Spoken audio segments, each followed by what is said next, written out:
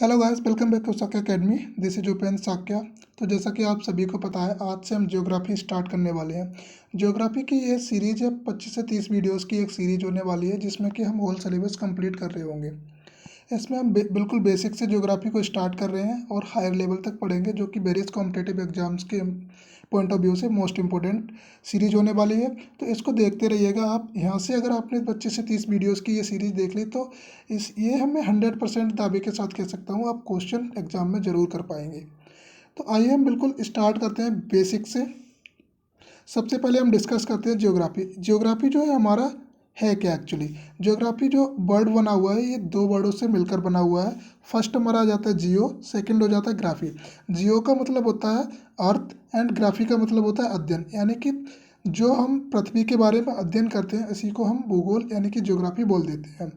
अब ज्योग्राफी जो हमने दो पार्ट में बांट रखा है इसके अध्ययन को, तो स्टडी ऑफ ज्योग्राफी जिसको हम बोलते हैं, उसको दो पार्ट में बांट रखा है। सबसे पहले हमने भारत का भूगोल और सेकंड हमारा आ जाएगा विश्व का भूगोल। भारत के भूगोल को हम इंडियन ज्योग्राफी बोलते हैं एंड विश्व के भूगोल को हम वर्ल्ड ज्योग्राफी बोलते हैं। ठीक है, इसको हम देख लेते हैं। तो भारत के भूगोल में हम क्या करने वाले हैं, ये भारत के बारे में एक्सप्लोरेशन के साथ पढ़ने वाले हैं। एंड विश्व के भूगोल में हम विश्व के बारे में पढ़ने वाले हैं।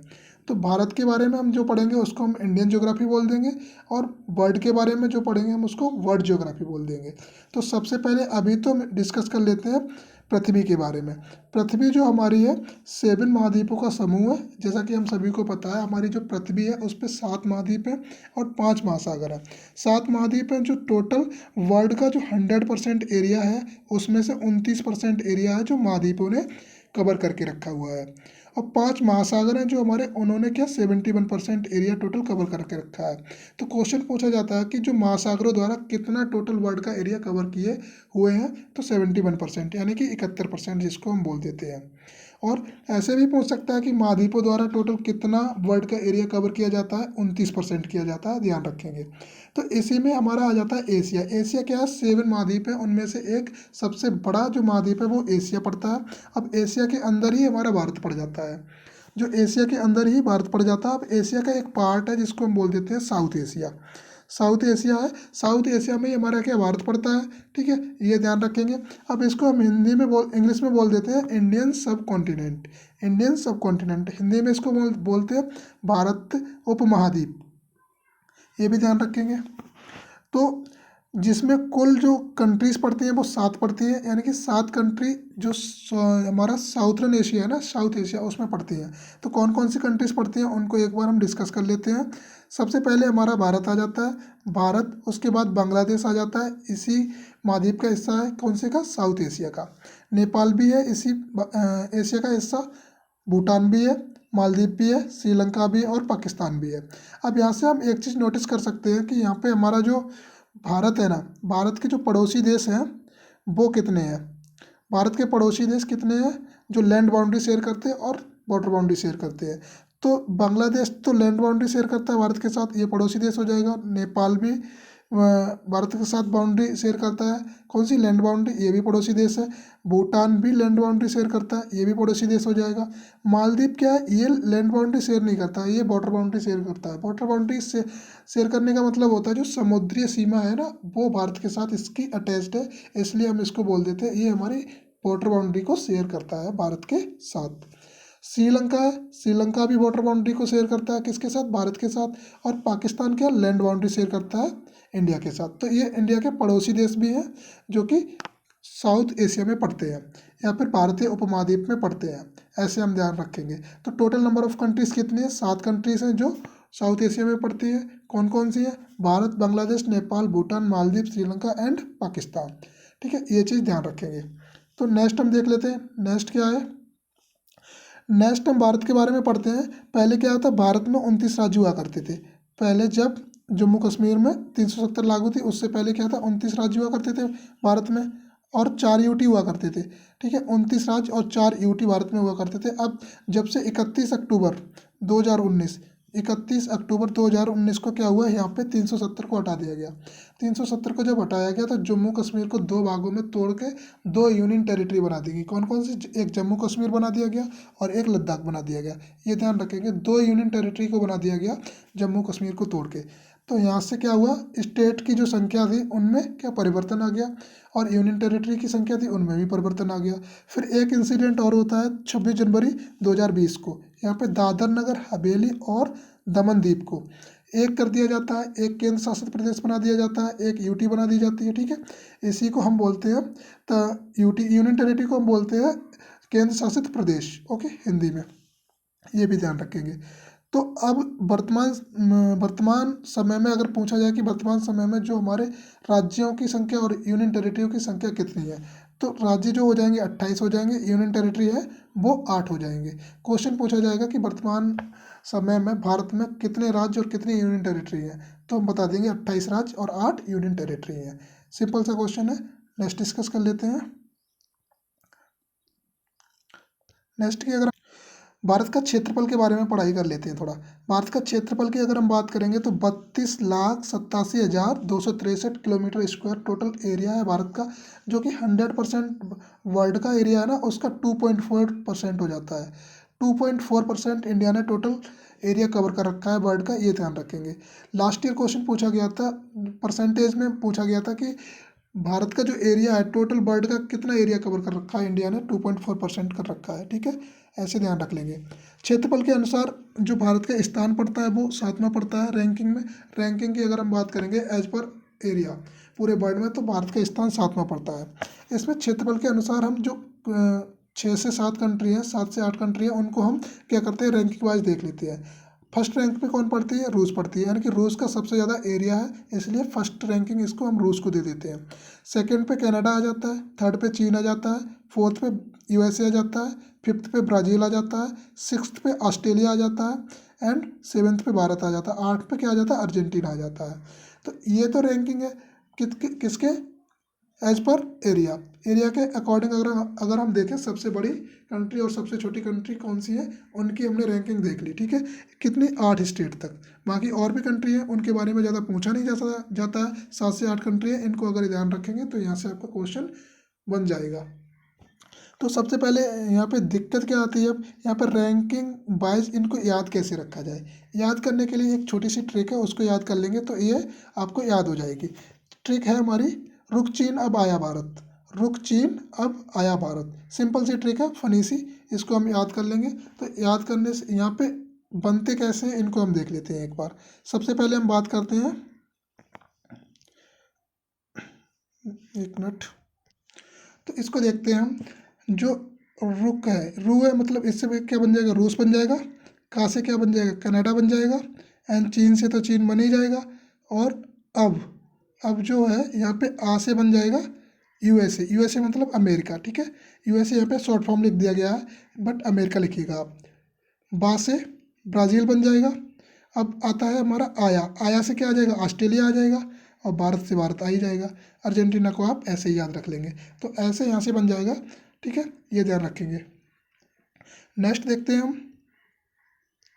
नेक्स्ट भारत की जनसंख्या के बारे में पढ़ाई करते हैं। तो भारत की जनसंख्या के बारे में अगर हम बात करें तो 2011, जो 2011 की जनगणना थी उसी के अकॉर्डिंग हम देखेंगे, बिकॉज 2021 का डेटा अभी रिलीज नहीं हुआ है, तो 2011 के अनुसार ही हमें स्टडी करना पड़ेगा। तो 2011 में जो टोटल पॉपुलेशन भारत की थी वो 121 करोड़, यानी कि 121 करोड़ थी टोटल। विश्व की परसेंटेज में अगर हम देखें 100% वर्ल्ड की जो पॉपुलेशन है उसका 17.5%, 17.5% इंडिया की पॉपुलेशन थी। ठीक है, अब पॉपुलेशन की दृष्टि से अगर हम देखें तो रैंकिंग वाइज 3 कंट्रीज़ को देख लेते हैं। सबसे पहले कौन पड़ता है, चाइना पड़ता है। दूसरे पे कौन पड़ता है, भारत पड़ता है। और तीसरे पे यूएस पड़ता है। पॉपुलेशन में हम काफ़ी ज़्यादा आगे हैं, जो कि बहुत ही डेंजरस है हमारी कंट्री के लिए। ठीक है, तो हम देख लेते हैं इसको। 3 जो हमारी कंट्री है इनको हम याद रखेंगे, फर्स्ट सेकंड थर्ड। फर्स्ट पे कौन आती है, चाइना आता है। सेकंड पे कौन आता है, भारत आता है। और थर्ड पे कौन आता है, यूएसए आता है। इन 3 से ही आपको क्वेश्चन पूछा जाता है। नेक्स्ट हम डिस्कस कर लेते हैं भारत की स्थिति के बारे में। भारत एक्चुअल में कहाँ पे लाई करता है, कहाँ पर स्थित है, तो उसके बारे में थोड़ा हम जान लेते हैं। सबसे पहले हम देख सकते हैं कि यहाँ पे जो गोल ये सर्कल है इसको हम पृथ्वी बोल देते हैं। ठीक है, पृथ्वी को रिप्रेजेंट किया है हमने इस सर्कल से। तो इस सर्कल में हमने दो लाइन डिवाइड किया है, मतलब दो पार्ट में वर्टिकली इसको डिवाइड किया है और दो पार्ट में हॉरिजेंटली इसको डिवाइड किया है। ठीक है, ये देख सकते हैं हम। तो ये जो हॉरिजेंटल वाली लाइन है, ये वाली, इसको हम बोल देते हैं 0 डिग्री अक्षांश, और इसका दूसरा नाम है भूमध्य रेखा या फिर विषुवत रेखा, दोनों ही इसको हम बोल देते हैं। ठीक है, तो 0 डिग्री लाइन भी बोल सकते हैं, भूमध्य रेखा भी बोल सकते हैं और विषुवत रेखा भी बोल देते हैं इसको, ये ध्यान रखेंगे। नेक्स्ट हम देखते हैं 0 डिग्री देशांतर। जो वर्टिकल लाइन है इसको हम 0 डिग्री देशांतर बोलते हैं, ये भी ध्यान रखेंगे। अब इनको हम साइड की जो रिप्रेजेंटेशन है ये कर लेते हैं। ईस्ट ये हो जाती है, वेस्ट ये हो जाती है एंड साउथ ये हो जाती है और ये नॉर्थ हो जाती है। तो इस वाले पोर्शन को, इस वाले हेमीस्फीयर यानी कि जो हमारा दक्षिणी गोलार्ध है, इसको हम बोल देते हैं दक्षिणी गोलार्ध। ठीक है, इस वाले हेमीस्फीयर को, और इस वाले हेमीस्फीयर को क्या बोल देते हैं हम, उत्तरी गोलार्ध। ठीक है, ये चीज़ ध्यान रखेंगे। तो भारत जो है उत्तरी गोलार्ध का हिस्सा है। उत्तरी गोलार्ध में कहाँ पे पड़ता है, नॉर्थ और ईस्ट के बीच में। नॉर्थ ये है और ईस्ट ये है, तो इसके बीच में पड़ता है, ये भारत है हमारा। ठीक है, तो इसको हम बोल देते हैं, ये नॉर्थ ईस्ट में पड़ता है। नॉर्थ ईस्ट मतलब उत्तरी पूर्वी भारत, उत्तरी उत्तरी पूर्वी दिशा में पड़ता है भारत। कहाँ पे पड़ता है, उत्तरी पूर्वी दिशा में का पृथ्वी के। ठीक है, उत्तरी पूर्वी दिशा में स्थित है हमारा भारत, ऐसे हम बोल देते हैं। अब इसमें हम देखते हैं टोटल ये जो हमारी अक्षांश रेखाएं हैं, ये अक्षांश रेखाएं ऐसी होती हैं जो इमेजिनरी लाइंस बोलते हैं हम इनको। तो ये टोटल जो लाइनें होती हैं वो 181 होती हैं, 181 होती हैं। सर्कलों की संख्या कितनी होती है, 179, 189, 179। ये जो इसमें व्रत होते हैं ना ऐसे, ये वाले, इनकी संख्या कितनी होती है, 179 होती है। इनको भी याद रखेंगे, डायरेक्टली क्वेश्चन पूछा गया लास्ट ईयर कि व्रतों की संख्या कितनी होती है, तो 179 किसमें, अर्थ में। ठीक है, इमेजिनरी लाइन्स है ये। ठीक है, जो कोई परमानेंट लाइन्स नहीं है, इमेजिनेशन करके इनको बनाया गया है। तो कुल देशांतर संख्या, देशांतर लाइनों की संख्या कितनी, देशांतर संख्या मतलब लाइनें ये होती हैं, इनकी टोटल कितनी संख्या है, तो वो 360 है, 360, ये भी ध्यान रखेंगे। तो ये कुछ मोस्ट इंपॉर्टेंट पॉइंट्स थे भारत की स्थिति को लेकर। अब भारत की स्थिति के बारे में पूछा जाएगा कहाँ पर पड़ता है, तो उत्तरी पूर्वी गोलार्ध में पड़ता है भारत। ठीक है, और कुल इसमें अक्षांश रेखाएं कितनी है, 181 हैं। कुल अक्षांश व्रतों की संख्या कितनी है, 179, 189। ठीक है, 179 सॉरी। ठीक है, कुल देशांतर रेखाओं की संख्या कितनी है, 360, 360, ये भी ध्यान रख लेंगे। नेक्स्ट देख लेते हैं हम। नेक्स्ट की अगर हम बात करेंगे तो डिफरेंट डायरेक्शन को रिप्रेजेंट करने वाले स्टेट्स को देख लेते हैं। तो सबसे पहले हम देखते हैं नॉर्थन स्टेट। भारत का जब जो सबसे नॉर्थन स्टेट है, यानी कि उत्तर की साइड जो सबसे ज़्यादा पड़ता है, वो है हमारा हिमाचल प्रदेश। ऐसे डायरेक्ट पूछा जाता है क्वेश्चन कि नॉर्थन स्टेट ऑफ इंडिया कौन है। नॉर्थन स्टेट इंडिया का मतलब हो गया भारत का उत्तरी राज्य कौन सा है, हिमाचल प्रदेश हो जाएगा। भारत का साउथर्न स्टेट की अगर हम बात करें, साउथर्न स्टेट का मतलब होता है दक्षिणी राज्य कौन सा है, तमिलनाडु हो जाएगा, ये भी ध्यान रखेंगे। नेक्स्ट आ जाता है हमारा भारत का सबसे ज़्यादा ईस्टर्न स्टेट कौन सा है, मतलब पूर्वी राज्य कौन सा है, अरुणाचल प्रदेश हो जाता है। तो अरुणाचल प्रदेश कहाँ पड़ता है, असम के ऊपर पड़ता है, ऊपर। ठीक है, तो इसको हम बोल देते हैं ये हमारा सबसे पूर्वी राज्य है। भारत का पश्चिमी राज्य वेस्टर्न स्टेट की अगर हम बात करेंगे तो वो गुजरात में पड़ जाता है, गुजरात पड़ जाता है। वेस्टर्न स्टेट मतलब सबसे पश्चिमी राज्य भारत का कौन सा है, वो गुजरात होता है। ऐसे हम यहाँ से डायरेक्टली याद रख लेंगे क्योंकि यहाँ से क्वेश्चन पूछा जाता है डायरेक्शन और स्टेट की वजह रिगार्डिंग। तो नेक्स्ट आ जाता है हमारा अक्षांशीय विस्तार और देशांतरी विस्तार। इनके बारे में भी हम बात कर लेते हैं। जो भारत का अक्षांशीय विस्तार है वो 8 डिग्री 4 मिनट नॉर्थ लैटिट्यूड से लेकर 6 degree 37 degree 6 minute north latitude तक होता है, क्या, अक्षांशीय विस्तार। और भारत का देशांतरी विस्तार है जो 68 डिग्री 7 मिनट ईस्ट लैटिट्यूड से लेकर 97 डिग्री 25 मिनट ईस्ट लैटिट्यूड तक है। तो इनको डायरेक्टली हम इसको याद कर लेंगे क्योंकि ये डायरेक्ट पूछा जाता है कि मतलब भारत का जो अक्षांशीय विस्तार है और भारत का जो देशांतरी विस्तार है वो कितना है, कितने से कितने तक लैटिट्यूड तक है। ठीक है, वो डायरेक्शन भी याद रखेंगे। नॉर्थ तक ये जो अक्षांशीय विस्तार है वो नॉर्थ लैटिट्यूड में आता है और देशांतरी विस्तार वो आता है वो ईस्ट लैटिट्यूड में आता है। ये चीज़ मोस्टली ध्यान रखेंगे, इसमें ही कन्फ्यूजन ज़्यादा होता है क्योंकि ऑप्शन एक जैसे वहाँ पे दिए रखे होते हैं। तो नेक्स्ट हम बात कर लेते हैं भारत के जो डिफरेंट पॉइंट्स हैं, डिफरेंट डायरेक्शन को रिप्रेजेंट करते हैं, उनको भी हम देख लेते हैं क्योंकि जो एग्जाम के पर्सपेक्टिव से मोस्ट इंपॉर्टेंट यही होते हैं। इनसे कोई ना कोई क्वेश्चन पूछ ही लिया जाता है ज्योग्राफी के पोर्शन से। तो इनको हम देख लेते हैं। सबसे पहले सबसे पहले हम बात करते हैं भारत का जो सबसे उत्तरी बिंदु है यानी कि नॉर्थन पॉइंट है जो भारत का, वो लद्दाख में पड़ता है। लद्दाख में क्या नाम है इसका? इंदिरा कॉल। इंदिरा कॉल के नाम से इस पॉइंट को जाना जाता है और लद्दाख में पड़ता है। इसका जो लेटीट्यूड की अगर हम बात करें, नॉर्थ लेटीट्यूड में पड़ता है 37 डिग्री 6 मिनट पे। ये चीज़ भी ध्यान रखेंगे, ये चीज़ भी कभी कभी पूछ लिया जाता है। तो सबसे जो उत्तरी बिंदु है वो कौन सा है? इंदिरा कॉल। कहाँ पे पड़ता है? लद्दाख में पड़ता है। कितना लेटीट्यूड है? 37 डिग्री 6 मिनट नॉर्थ लेटीट्यूड है। भारत का सबसे दक्षिणी बिंदु कौन सा है? दक्षिणी बिंदु को हम बोल देते हैं साउथर्न पॉइंट, जो कि कन्याकुमारी या फिर केप कुमेरिन। कन्याकुमारी मतलब ये पड़ता केवल कन्याकुमारी में है। Cape Comorin 8 degree 4 minute north latitude पे। तो यहाँ पे ऑब्लिक में दे रखा है कन्याकुमारी ऑब्लिक केप क्यूमेरिन, ठीक है। तो केप क्यूमेरिन तो पॉइंट का नाम है, कन्याकुमारी क्या है? ये जगह है, यहाँ पे पड़ता है। तो कभी कभी ऑप्शन में कन्याकुमारी दे रखा होता है, केप क्यूमेरिन नहीं दे रखा होता है। तो यहाँ पे दोनों में से कुछ एक दे रखा होगा, वो हम एज पर वहाँ पे जैसा भी कंडीशन होगी, जो भी दिया रखा होगा तो उसको हम सेलेक्ट कर लेंगे दोनों में से।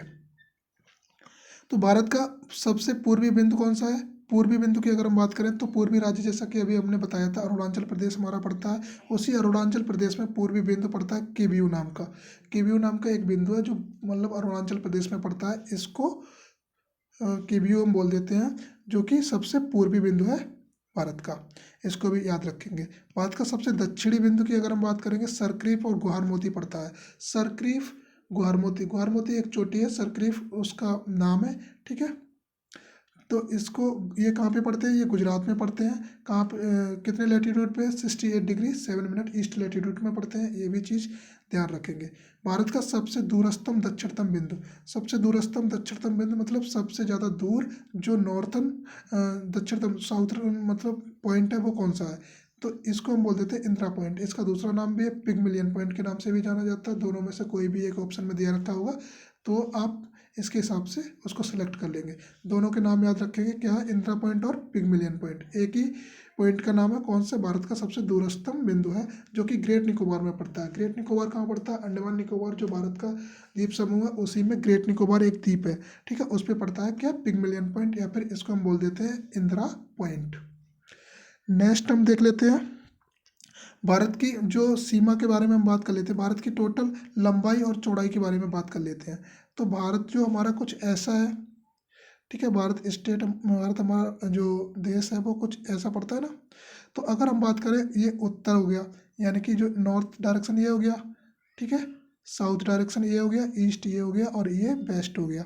तो ये वाली जो डिस्टेंस है भारत की, यहाँ से यहाँ तक की, जम्मू कश्मीर से लेकर कन्याकुमारी तक, वो कितनी है? 3214 किलोमीटर। 3214 किलोमीटर टोटल डिस्टेंस है ये वाली, ठीक है। ये ध्यान रखेंगे।